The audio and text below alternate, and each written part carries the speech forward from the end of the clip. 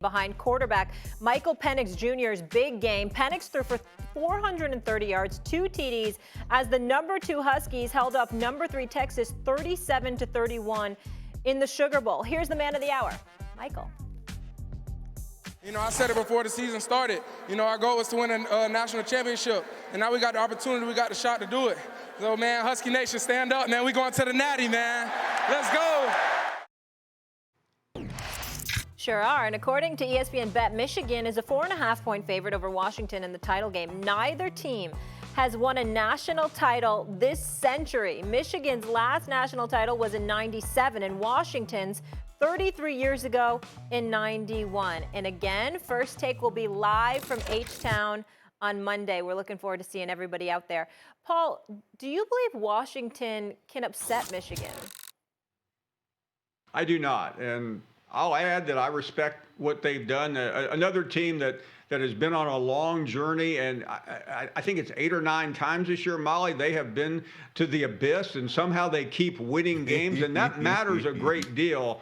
But we have a week to talk about it, obviously, but I don't really like the matchup.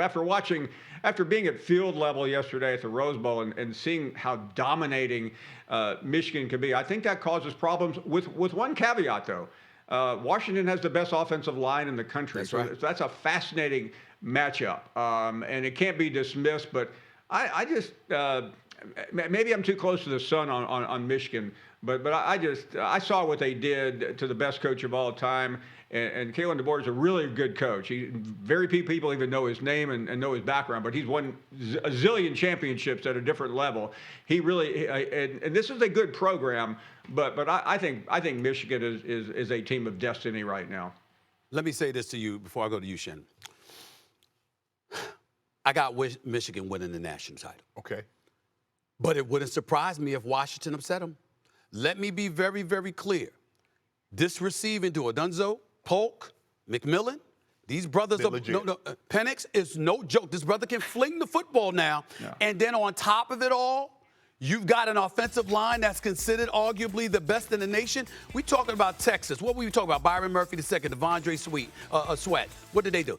0.5 tackles for loss, no sacks, no quarterback hurries, and nobody sniffed at Penix. What are we saying about Michigan after watching them against Alabama? It was the pressure that they applied very early, setting the tone and setting the stage. If somehow, some way, you're able to come out against Michigan and show that you can score on them, okay? And I know Alabama went up 7-0, but the bottom line is if you're Washington and you could score on them early and you're not fazed because they can't apply the pressure that they applied to Alabama, we got a different animal here. We're assuming Michigan is going to win it because the defense looked so real, so big time. We can't imagine, because I know I don't think Washington's going to be able to stop Michigan personally. I think Michigan's going to be able to score on them. But I'm saying if you're Washington and you can put up some points and somehow, some way you can turn this into some semblance of a shootout, all bets are off. All bets are off. I think the question that I have is everybody's asking, can Washington front five, can they protect against Michigan? That's right. Because if you can hold up, he can throw the ball. Now, he can flat out spin it. Penix Jr. can flat out throw the football. But that's my concern, because we've seen in the NFL, high-flying passing attacks get shut down by defense. We saw the Patriots in 2007. We saw the Broncos against Seattle. What could they do? They could pressure the quarterback with their front four, not sacrifice the back end. And now, if you can get the Penix, if they can take their front four, now Michigan loves to bring pressure.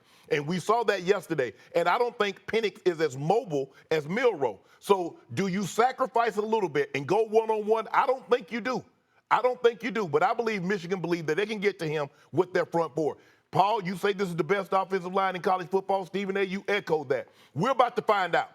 Because if they can't protect, they can't beat Michigan. They got no chance. If they can't protect him, they cannot beat Michigan. If you can protect him, he'll throw for 500 yards. And here's the deal, running back, remember, correct me if I'm wrong, Paul, Dylan Johnson, that's his name. He re-aggravated his foot injury, was carted off the field. Is he going to be available next week? Even if he's going to be available, listen, I got a whole philosophy for the basketball days watching Bill Walton. When you got bad feet, you got bad feet. Yeah. It's just that simple. I mean, the one thing that don't heal quickly is your feet, okay? If you got bad feet, you got bad feet. And because he re-aggravated his foot injury, I am concerned about that. But again, if you're Michigan, you can apply the pressure, you can win this. If you can't, it's a different animal. Paul, didn't Washington watch University of Miami lose a game?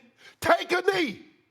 You almost cost yourself a game. The guy gets injured. It stops the clock. Now the clock doesn't start until you snap the ball, and then you're exacerbated by having an illegal touching of the returner. Good point. Bro, just take a knee. Have the quarterback say, hey, run around a little bit, and then take a knee. As great as what we saw in the Rose Bowl, we would have spent the next 12 hours talking about the biggest choke job of all time if viewers had been able to connect. And that's lost in the shuffle, and it doesn't matter. But I've never seen a team self-destruct in that short of a time. I mean, it was epic. Thank goodness they got through it. But it was close to being the all-timer. Coach, there's a lot of interest in your future. I wonder if you can tell me what the chances are that the championship game might be your last one at Michigan. Boy, my future consists of a happy flight back to Ann Arbor, Michigan. Woo! Can't wait. All right, there's that. Paul Finebaum back here with us. Hey, Paul. And like I mentioned, Michigan, the subject of several infractions this season. Stephen A., did you want to jump in? Yeah, I just wanted to sit up there and say that would have been a more appropriate question for the aftermath of the national championship game as opposed to the national semifinal. That's just me. Just wanted to say that. Well, go ahead. With that being said, though, Stephen A., Paul, if Michigan wins, do you think that their title would be tainted, considering the infractions and Harbaugh's suspension and everything that transpired this season? Molly, I do not. And I say that having said differently a couple weeks ago. What changed? Maybe being a little bit too close to the sun this week, but I was able to view this program up close, something I had not really done prior. And I looked at these young players, Cora McCarthy and so many others who played a critical role. And I see a group of young men who have nothing to do or had nothing to do with whatever went down. Juxtapose that, Molly, with the current state of college football. After Alabama lost the game last night, they put out an urgent plea for more money from their NIL collective. That's where we are.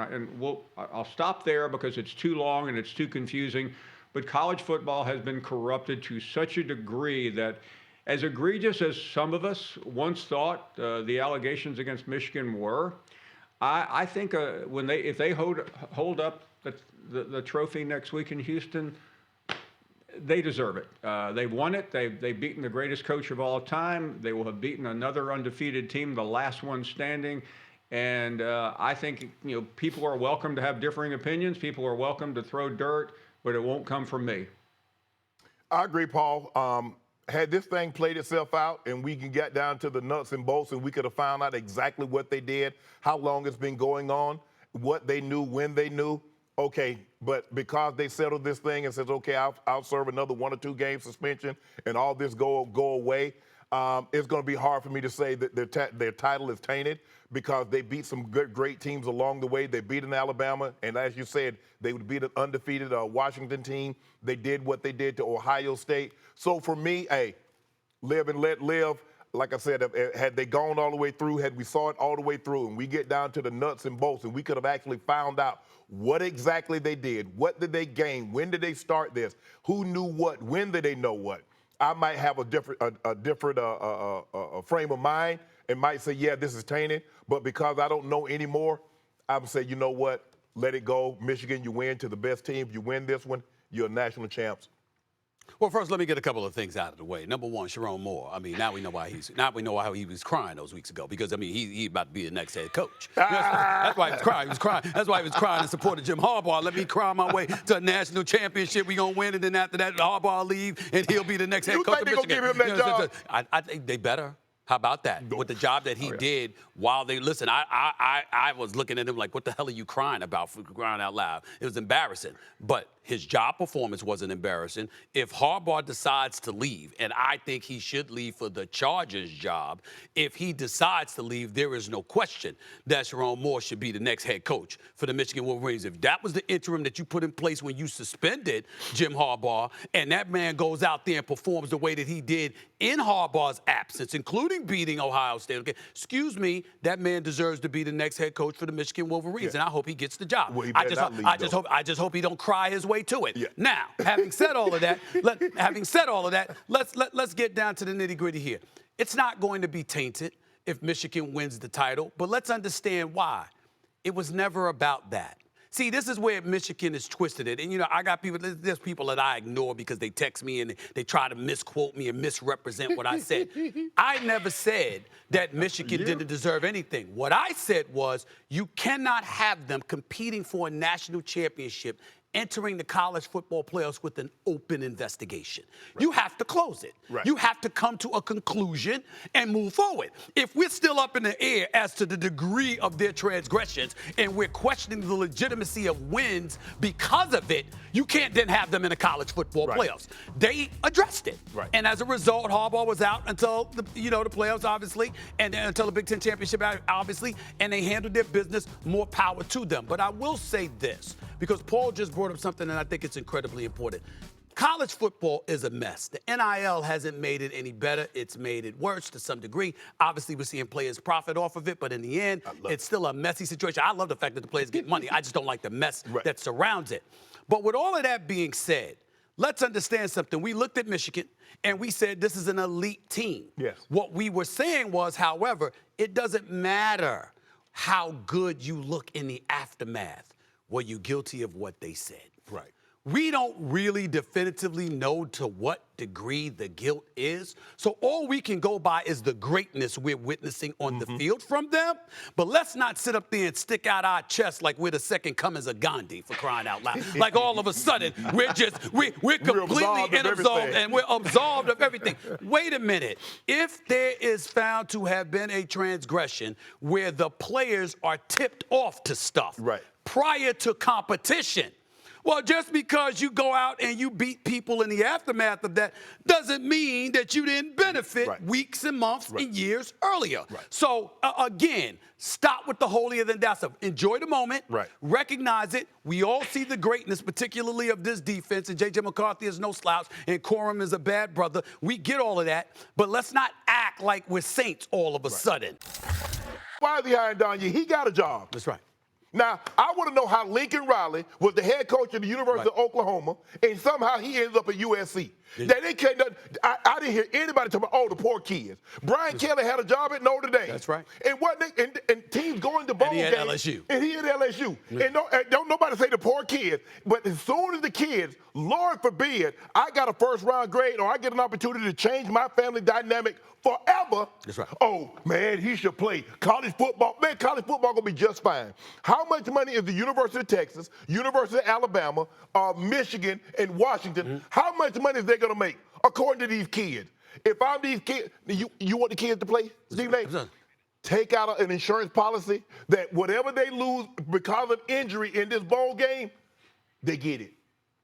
Very to get it. Very, very simple. And by the way, for those who don't know, Don Yee is an agent that represented Tom Brady throughout his career. He represents Sean Payton for the Denver Broncos, and now Harbaugh has hired him, probably in all likelihood, because he's planning on leaving to go take the damn Chargers job. That's what that's about. And there's nothing wrong with it. There's nothing. And listen, I totally agree with you. Everybody want to make noise about players, young kids getting paid, but grown ass men that's getting paid. Oh, that's perfectly fine. They have mortgages, the kids don't. Last time I checked, some kids got mortgages too. Yeah. Bottom line is business, and it's exposing the business of college football, and college football is trying to be slick as far as I'm concerned, Paul, because what they're doing is they're letting things appear to be very, very haphazard because they want intervention from Congress. Yes. That's what they want, Paul, because they're saying we need help because we can't manage this ourselves, so maybe some federal legislation could come in to neutralize all of this mess. They're being slick, but I see it a mile away.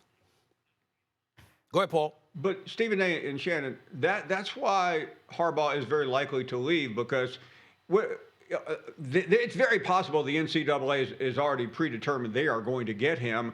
And he would be foolish to turn down the kind of money that he can make next Tuesday, a week from today, to risk going through the process. And he knows what he's done or what he hasn't done, but he's going to leave. And Michigan fans were screaming at me. I was in the Tournament of Roses parade yesterday. The SEC group had a float. I mean, I was harassed. You're not supposed to get booed at the Tournament of Roses parade, Stephen A., but I was because Michigan fans were hating. And that's fine. They can hate you, and they can hate me, and they can hate anybody they want. But the point is, we didn't do what Jim Harbaugh and Connor Stallions are accused of doing, or at least Connor Stallions, because they've managed to get Jim out of it.